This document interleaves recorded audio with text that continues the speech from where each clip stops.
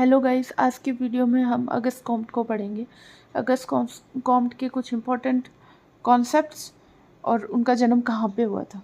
Auguste Comte का जन्म हुआ था 1798 में फ्रांस के मोंटेपिलर स्थान पे, और इनकी मृत्यु हुई थी, इनकी डेथ हुई थी 1857 ईस्वी में।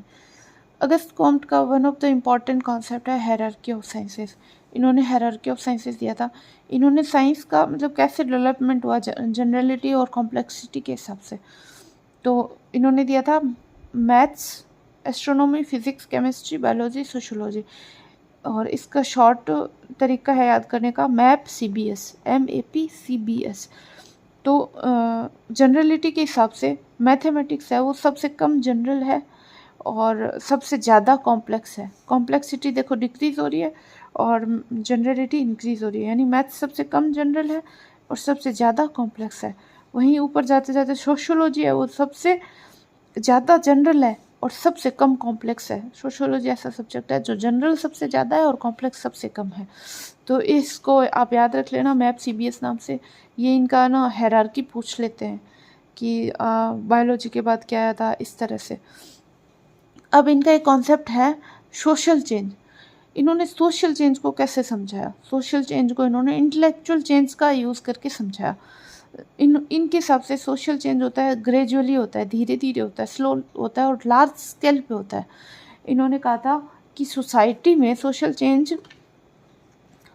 हमेशा चलता है, हमेशा सोशल चेंज कंटिन्यूस प्रोसेस है, एक सोशल चेंज हमेशा चलता है। और सोशल चेंज होते होते एक ऐसी स्टेज आएगी जहाँ पे सोशल चेंज एकदम स्टेबल हो जाएगा, सोशल स्टेबिलिटी आ जाएगी।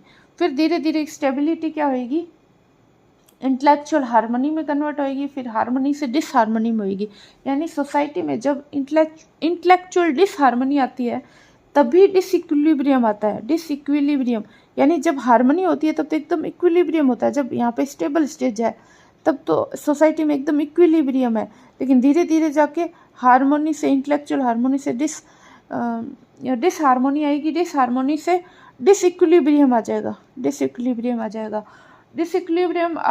आने से फिर ऐसे सोशल चेंज आ जाता है। और जैसे कि इन्होंने बताया वही है, अलग अलग स्टेजेस में थियोलॉजिकल स्टेज था, उसमें पॉलिटिकल डोमिनेंस था, मतलब प्रीस्ट और मिलिट्री मैन का रूल था। और थियोलॉजिकल के बाद में है, कौन सा स्टेज है थियोलॉजिकल के बाद में है मेटाफिजिकल में चर्च मैन और लॉयर्स का मतलब